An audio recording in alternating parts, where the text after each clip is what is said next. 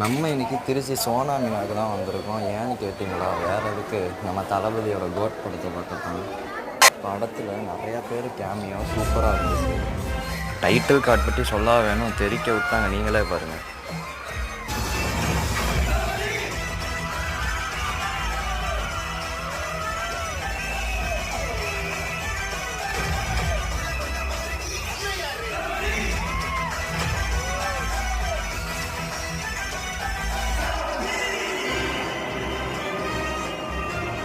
First ஹாஃப்லாம் முடிஞ்சு dance எல்லாத்துலேயும் தளபதி வேறு லெவலாக பண்ணியிருந்தார். படம் உண்மையிலையுமே செம்மையாக இருக்குது.